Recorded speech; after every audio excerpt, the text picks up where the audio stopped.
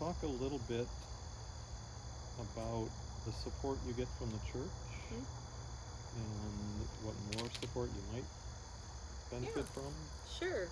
So, the church for us, it's really, um, it's it's it's the people and the structure. It's the building itself.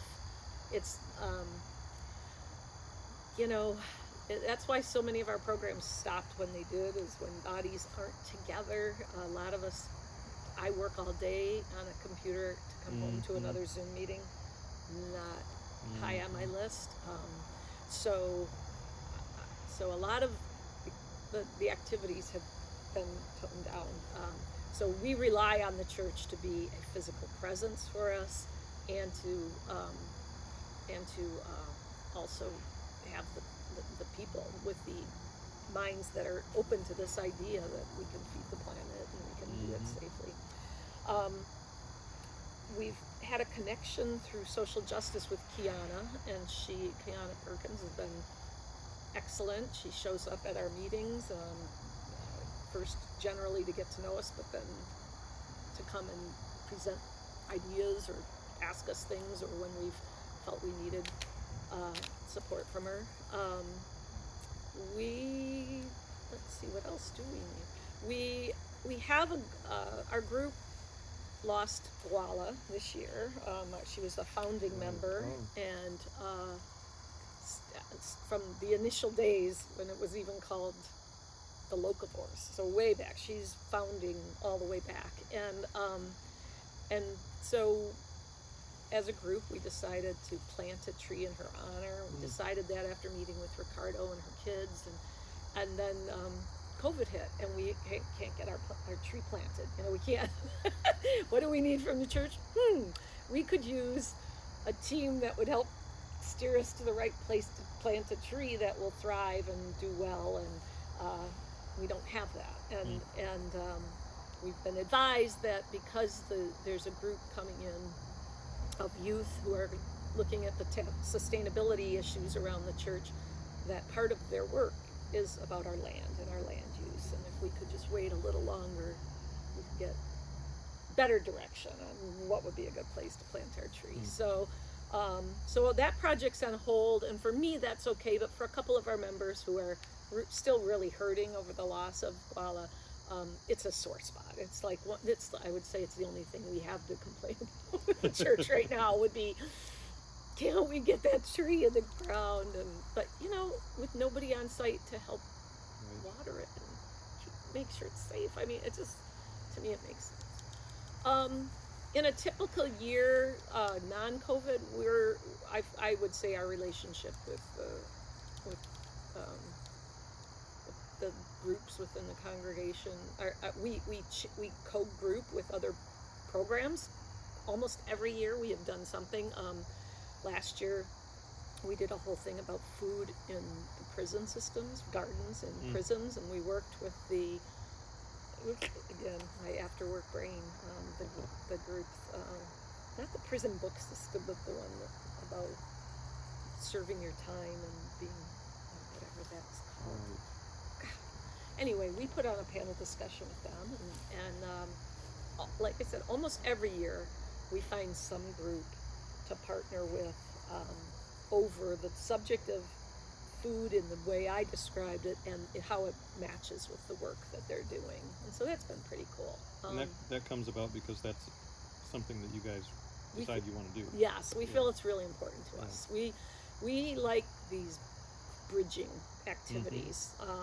It draws a wider audience. I mean, that alone, we do we did for years. We did Meet Your Farmer, and they would get, if we got 24 people in the room, that was great, and they were always very good speakers. Everybody liked it, but then you'd look around the room and realize we're preaching to the choir. These are all people who go to the farmer's market and would know this farmer by his, face.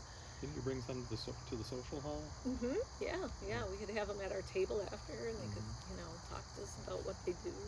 So I feel like any chance we get to spread our work to yet one more group of people, It doesn't mean we're recruiting. We don't need them to join mindful eating, but if they get a better handle on what we do, the biggest confusion we hear is they think either that mindful eating, and especially when it used to be ethical eating team, which was a UUA name. We just adopted it. It was part of a broad nationwide exploration of ethical eating as a moral prerogative or something like that. Sounds a little judgy to people. It felt judgy, and we lived with the name for the 2 years that we did this nationwide umbrella program, but once we were freed from that, and that's when we decided to change the name. So one is the misconception about that, about are we all a bunch of vegetarians, because one of our activities is a vegan potluck. That's just one of a huge number. Right. The other is that we are the food service providers. So you wouldn't believe how many emails I get from, hey, we're going to have this dinner. Can you guys bring the food? And no, we don't do that either. Not us. So that's why I say anytime we can just be in the presence with another group and talk about what it is we really do, and show a movie together, or bring speakers from different aspects to speak on a topic, that's been really good. Another thing that we started doing in the last year or so that affects the church is, so in the middle of winter, there's way too much demand for activities on Sundays after church, and we've almost given up on that. I mean, those forum periods, Right. There's so many activities. We have had excellent speakers and couldn't get bodies in because there were 7 other excellent speakers in the building, and they were all on a different hot button topic. And so we started saying, well, why don't we try other times? And what if we did them in other locations? But in the winter, driving out at night to our church is something that a lot of elderly people are not comfortable doing. Yeah. It's dark, those roads are dark, they're high-speed roads. So we started experimenting with having some of our activities at the Westgate branch of the Ann Arbor Library. In 2 cases, they bonded with us. They became co-sponsors of the event, and by that meant they paid for all the advertising. So because they didn't pay either the library, so they got to post the information in the Observer and on their website and all over. We got so much more activity, and again, a lot of new faces came in the door that they learn about us, but they learn about UUAA. I mean, it's just a good situation. The facility's beautiful. I miss that place so much. Oh yeah, no kidding. I miss all of our I used to go there several times a week and Did you work for a couple hours. Yeah, just get a coffee, go find a good spot. Yeah, Motawi doesn't have a good, I work at Motawi Tile Works, and we don't have a good conference room. And so we've been holding these leadership meetings right out at the Westgate Library weekly. You know, very, very well. They were really, cool. It's a good facility. You could grab a coffee on your way into the meeting. So specific to your vision, I don't know if I answered your question. How do you think I did? I don't know. Well, it's really good to hear about the way that you're doing cross-pollination and stuff. That's a model that I think can be used more. What about communications tools? Do you have any things that work really well for you? Anything that you think would be better? The thing that works the best for me is our own mindful eating newsletter. People will they subscribe. I have 600 plus on that list. Once I start back up, that's the whole church. It's beyond the church. That's what's cool about it. It goes. People sign up at activities like at the Ann Arbor District Library, and now they're reading about another thing that because our newsletter would, of course, have included information about the vision that was going on. And so we make sure we weave in enough of the broader world, but the focus is meant to be on these mindful eating, on the mission that we have. So that works really well. I would say, pre-COVID it was newsletter and bulletin all the way, and now had much to communicate other than my farm project, which I've only been broadcasting it to the people who worked last year. That's how it started. If you worked last year, you're on this list. And I put a few blurbs in that we were kicking it off, but I didn't have the energy to keep going after possible new members. I just kept using, if you signed up, then you were on, and that group has generated one of our best seasons ever, so worked out. I think it also helps that a lot of people had a lot of time on their hands. It's a good year to be. Wanted to get out and with people and doing things. Good opportunity to be outdoors, and even though they had to wear a mask, it was good. So communication, I miss it. I miss, but without whining about it. I miss the days when there could be a shout out from the pulpit about a particular activity. Not enough to stamp our feet and say we want announcements to come back. No, I don't want that. Our group has well moved on from those olden days of when we were a much smaller congregation, but we definitely I think we wouldn't mind getting a little encouragement or promotion of some of our events, but someone pointed out once they promote ours, they're going to have to promote all those others, and how do you do that reasonably? So Hannah's got a great system. We always utilize the bulletin board outside the social hall, and I see people every Sunday browsing those announcements. So working with Hannah Hotchkiss, she would help develop nice brochures. If we just needed them quickly, she'd do them in a pretty much template format. But Kathy Muha's my co-chair, and she's got really good graphic skills, and she would make some signs as well. And so that was a good tool for us to get the word out on some of our events. Probably forgetting another thing. My newsletter, the bulletin boards, and then just I would say the general, get it out. And of course Sunday tables, which we don't have either. That was a great tool. Walk around in a carrot costume and tell people. You just sparked an idea in me when you mentioned Kathy Muha and graphics, and I thought, it's good to know about a graphics person. What if we had an easy way for people to put in requests for graphics, and it goes out to a team of people that all have the skill, and somebody grabs it. One or two of them might have the time to do it. Yeah. I think that sounds so good. Because it's similar to what we do with, I feel like that's how the website Tech Crew works, where maybe it's not going random, but somebody's assigned each period of time to check for that, check that. Who put in a request? It's my week to check and reply.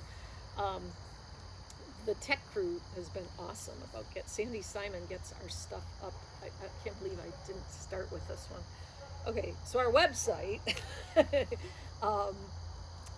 we used to complain a lot about, because the mindful eating page is so buried, because it's under living our values, social justice, service to other. I mean, it keeps going, and then you finally find mindful eating, and then the name might fool you.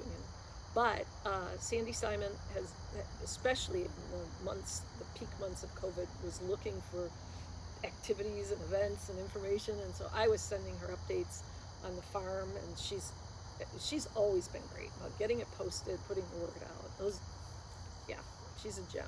So. She was in our meeting last night, and we told people, if you want to get in touch with us, Kathy and me, send an email to vision@uuaa.org, which, as she said that, was still set up from before, and it really goes to Laura Valentino and me. Oh, okay. But Sandy was in the meeting, and I asked the people from Vision to stay a little after, and Sandy said, "Oh, by the way, I set that."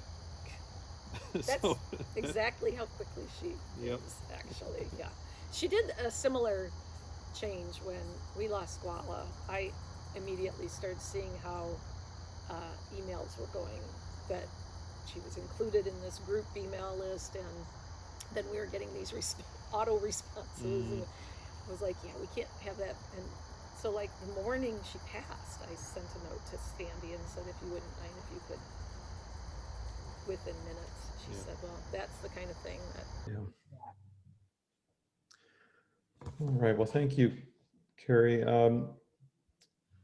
So if I could switch hats briefly, and so Kathy, do you know Kathy Edgren? Yeah, Uh, she's in our group. She oh, hasn't she been is. as active. Okay. Yeah, she hasn't been as active lately, but she knows. Yeah. Okay. She's Mhm. a new board member, and she and I are co-chairs of the Vision Steering Committee, Oh, which good. which is we're trying to figure out how to um, move forward into action planning and integrate the idea of the vision into our congregation better. And as a as our first task, we want to understand how the congregation is functioning now in terms of action on the three priority areas. So we're talking to people involved in different groups right now, as well as staff and so forth. But it sounds like it sounds like your group is very healthy in terms of its functioning, it's doing a lot, people are involved.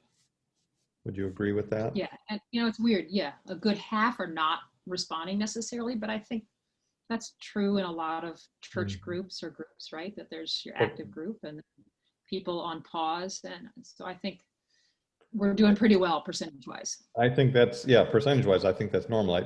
Numbers-wise, I think it's just off the charts to have 30, 40 people actively involved. That's Yeah. great. Yeah, cool. So you already mentioned you're receiving a lot of support from the congregation. What about from the professional staff? Yeah. Is there active support there? Kiana has been great. I probably should say, and I don't know, you can do a snippet still, but the town hall was amazing, and Kiana helped set that up and envision that with the Social Justice Council and Sally Preston, and then Jim McCarter was phenomenal in helping just the logistics of helping a big event go smoothly with Q&A and different presentations. And so that kind of in-house support helped create the conversation where a lot more people stepped in because they knew what we were doing. So it was just truly phenomenal to, and so I actually support the idea of a town hall too. Like it felt like it touched the needs of so many different social justice groups, and something we all tapped into, something we all cared about, which is this election. And so it's really a shared goal, definitely around all the vision, right? Because we were targeting underrepresented populations, radical welcome into community, and collaborating and having our community be known outside of the walls, literally, of our congregation.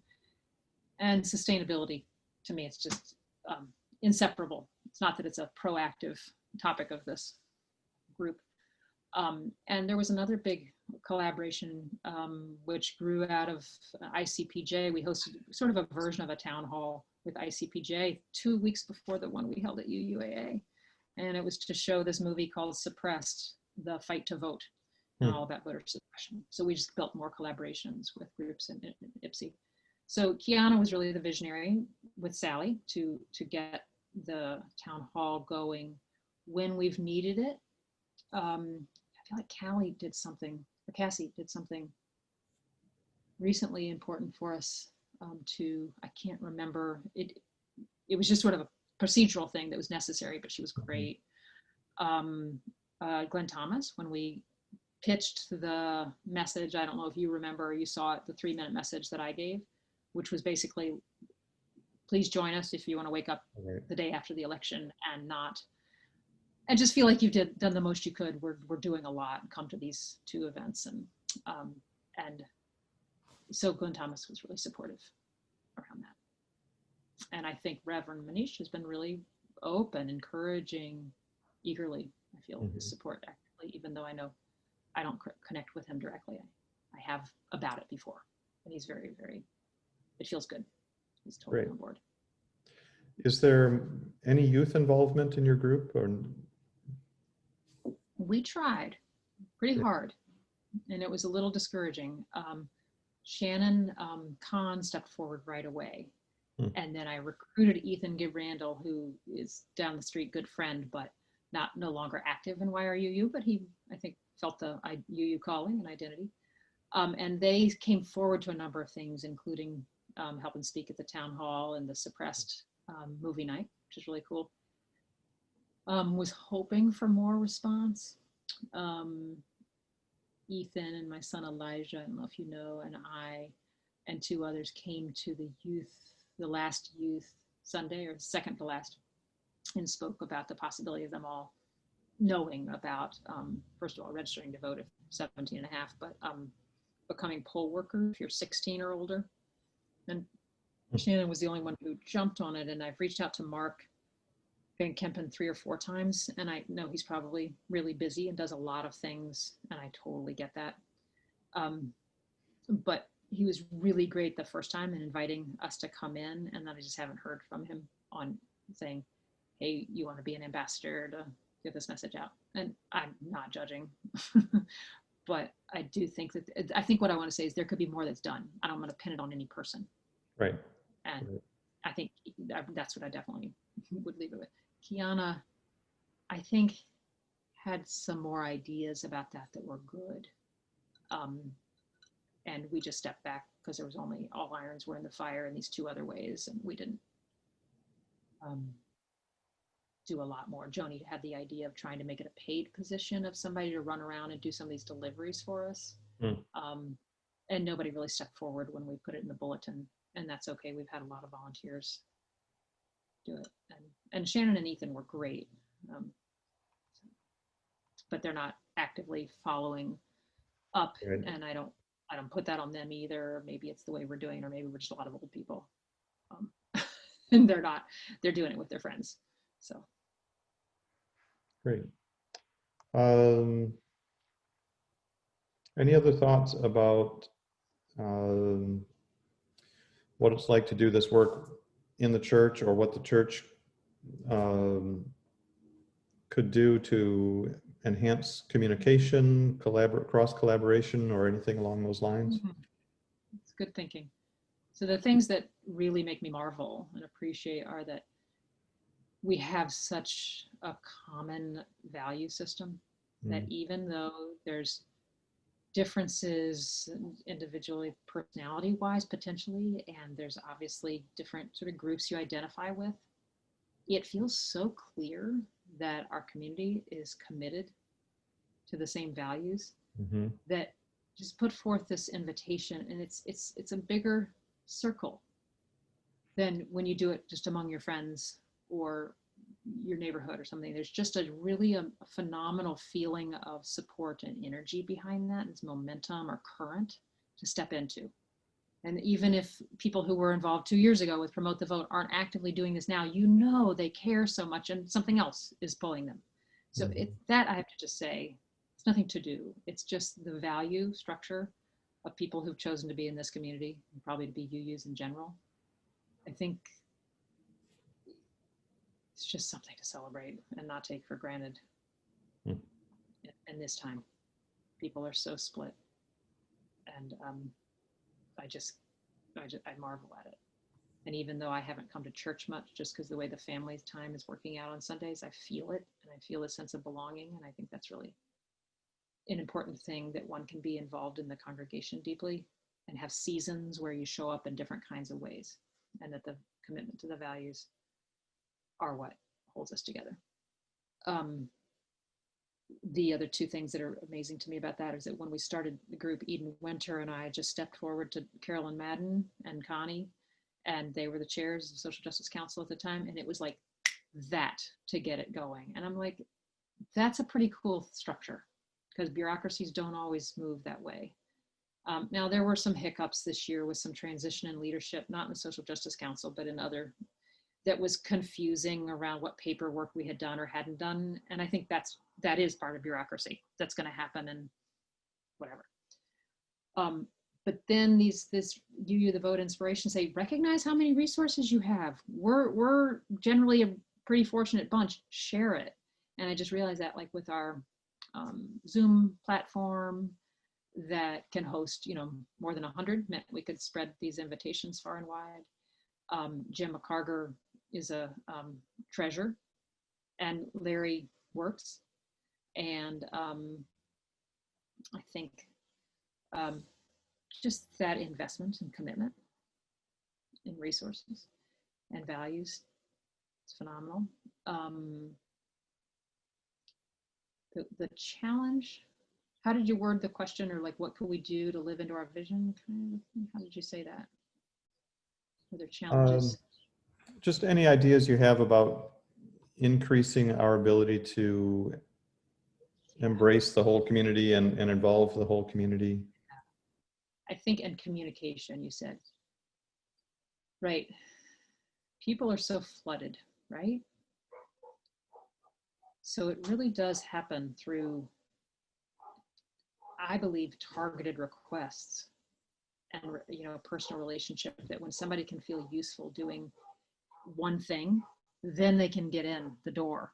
So that was where we were so lucky in 2018. We had Promote the Vote. It was like, just take this to your book club. You can do one page of 10 signatures, 14 signatures. You will have contributed, and you will help 14 individuals know about this proposal. That's a level. And then, more of them got more involved because of that. And so having the gatherings we do, like the Social Justice Council Connections or the Social Coffee Hour, which now is different, allows for that kind of communication to a broader audience.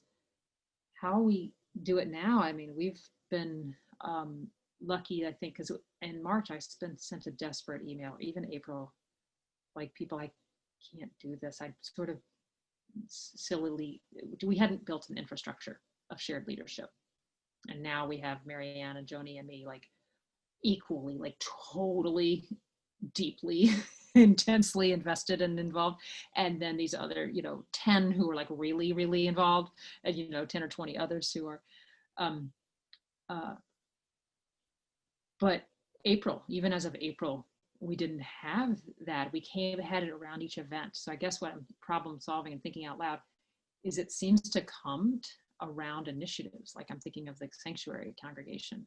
Like, when there's something to do, then people do step forward. And so in some degree that we got to have that flexibility to say, you don't have to be flooded with more groups and emails. Like, I have chosen not to be on other email lists besides Climate Action Council in this, even though there's, 3 or 4 more, I'd be interested in, totally. But I'm doing all sorts of, what do they call the race, social justice, I do that like a lot elsewhere in my life, and I just can't read one more email, but that doesn't mean I'm not totally committed. And I think that's true for any of the groups. Like, when we, I think, pitch something particular, Yeah, that's where people hook in. And I don't know how else to do it, though over and over again, it's personal invitation, calling up somebody and say, you want to help with this? And you pitch the group message or in the bulletin. You sometimes get little stragglers, and that's pretty cool, and that's where it builds from there. But when we had the town hall, we did have it go through the bulletin, came through the congregational message, the little video, and the UUCIS and CRG, right? What is it called?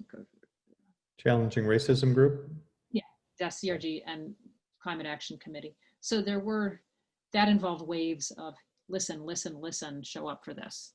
I think that's what we have to do. It's just personal invites, hook around certain events, and then, repeat.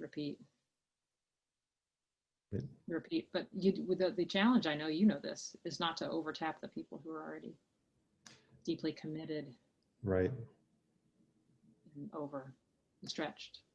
Yeah, that's the vision team had planned to have action planning events where the whole congregation was invited to come and brainstorm ideas around our priority areas, with the idea of energizing some people that haven't been involved much. Because you're right, you can't just keep tapping the same people for new and different things. And yet I do think we can count on the values of people who come. So whether it be in the 5-person little conversations and social hour, or what, when I think people hear, hey, will you come to this Zoom room or something? In some ways, there's less commitment to show up to an action group, right? Because you don't have to drive to the church at night or something like that. The personal invitation to specific action. Yeah, how do we get, and the youth, I mean, it's just such a reflection of our time too. Everybody is so stressed and stretched. One of the values we kept saying in starting the group was the way to overcome a trauma response is to take action when we're immobilized. That's when we retain the stress and the tension of overwhelming times worse. And so we kept that thread throughout. We try to do mindful things and deep breathing at most meetings, and to try to feed us too. Well, it's almost 2:30, Carrie, so I really appreciate your giving this much of your time. And I think that's really helpful feedback. Good. I'm really pleased to hear the kind of support you've gotten. And so thank you. You're welcome. Thank you for all the support you're supporting. I know you're showing up in a lot of ways to help the fabric do this. You know, we have to have people at all levels, and I know you're in that big container group. All right. So thank you for helping hold the vision. Yep. Have a good day. Thanks. You too. Give my love to Bobby too. Say hi for me. And Ellie. Yep. Bye-bye. Bye-bye. One of the co-founders, and she's been kind of the go-to person since 2014. But with her husband's stroke and just, you know, after having done it for so long and being the only person doing everything, she wanted to encourage new leadership, and she's still very active and still our go-to person for a lot of things. But we decided on a joint leadership model that we kind of made up.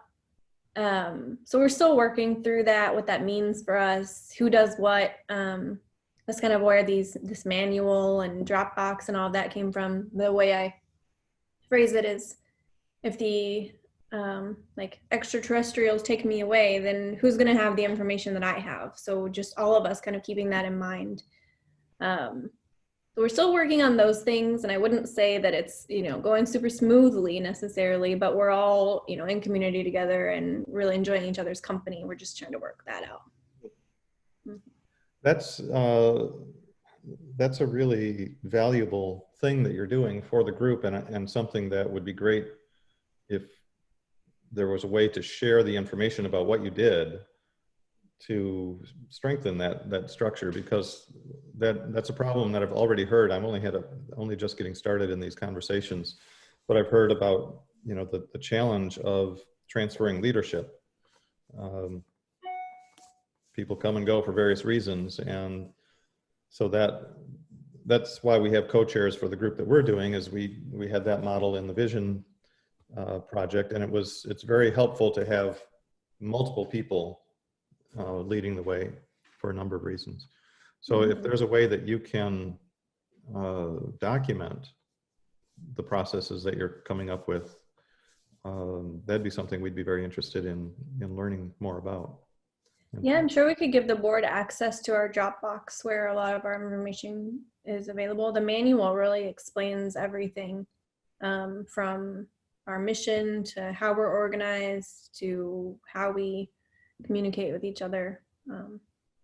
It's still a work in progress, and it's supposed to be like a living document that we update every couple of months or so, just in case. But. Great. What kind of support do you get from the congregation, from your vantage point? Well, participation in all of our programming, everything is always well attended. There's so much financial support. We had a really substantial budget that we were able to work with from when we had our sanctuary guest. And that was made a huge impact on our local community. I don't know if you know, or I guess it's not a secret. It's probably in the budget that you would have access to, or people have access to, but we donated $14,000 to that Wicker Fund, kind of that unemployment replacement. And that was huge. That was huge for, just one little community in our area. So those things are really helpful. Ed Lynn is our go-to anytime we need anything. I love him. Man, do I love him. He's always, ready to go to take whatever steps that we need to make our work happen. Because he's our liaison for our money. I guess that's the kind of support that we get. Okay. Is there any youth involvement, or do you see ways that youth could be involved? I'm thinking high school age or maybe even middle school. There is not at the time. I think I'm the youngest person there. That's why I'm always on the videos. And I don't mind. It's fine. But recently, when was it? I'm working with Susie Thompson. I don't know if you know Susie. She and I are on the education subcommittee, and we're working on the manual, updating the website, things like that, just because we have time and we like to spend time together doing these things. And we wanted to have an IAC logo. And really it came from what is that called? The service, the Credo service, with Susie's granddaughter, who gave her credo. And I thought they would love to be involved. There are so many, the Gen Zs in particular, they would probably really like our issues, but they're very busy. But so what I did was I emailed Mark to see if maybe a way to get the youth involved is to ask them if they want to design a logo or do like a logo design competition or something. I don't know. That's just our newest effort. We don't have anybody involved, and we would love to have younger people involved, but just that connection isn't there. Right. How recently did you reach out to Mark? Like 2 days ago. Oh, okay. Yeah. So the logo hasn't been created yet? No. I'll see if I can recruit my daughter. Yeah, that'd be cool. I don't want it to be a competition because I don't want people to feel bad if theirs isn't selected as like our logo, but I was thinking of like a way to do it. I don't know how we would do that. Well, it's great that you reached out. I really am pleased to hear that. And what kind of communications tools? You use Dropbox? Is there anything else other than email, I guess? We recently updated our listservs, and we got some new ones going. We've got our manual, Dropbox, Zoom. That's about it. Okay. And is that working well? Can you think of other ways, other tools that would be useful? Not really. I think it's just a little bit difficult for older members of the congregation who struggle to understand like Dropbox and like cloud storage and things like that. But I don't really think we can do anything about that. I mean, we can like teach them, but this virtual stuff is just difficult. Yeah. Is there anything else you think we should know about or that you'd like to share? No, I really appreciate the opportunity to talk about what we're doing, and I look forward to hopefully hearing about what other people have going on, other groups. Get us fired up all together. Yeah. That's what we're trying to move into an action planning phase where we can get together as a community and come up with ideas of projects, goals, things to work on, and get people fired up and doing it. But we want to make sure our job, Kathy and I, and the committee that we're putting together, our goal is to make sure that the congregation has what we need to support that kind of work once we get people fired up. so that we don't you know, just hit a wall and people don't know what to do. So that's what we're trying to understand, how to facilitate that. I guess maybe one thing that I would find like just a compelling idea, I don't know if it would be possible, but maybe like fewer independent groups, social justice groups. For a while, we were talking about joining with Challenging Racism and becoming one group. I don't know what happened with that. I think they're in a leadership change, and we were in a leadership change, but maybe that's something that we're still considering. Chipmunk at the door. So that's just maybe one thing. Yeah, I've heard that. Types of comments like that a little bit, that we have so many groups. And I know Challenging Racism is going through a real crisis of leadership. And I think they're making another attempt to get that off the ground. But all right. Yeah, Kiana's doing some great work in the racial justice realm right now to set up a structure to support lots of different actions without necessarily having a bunch of different groups like that. So it's still a work in process, and I think it has some promise. Maybe that's the way to do it, just to have the individual groups, but have more joint efforts that are widely published among all the groups, or all, you know, a group of groups. Super group.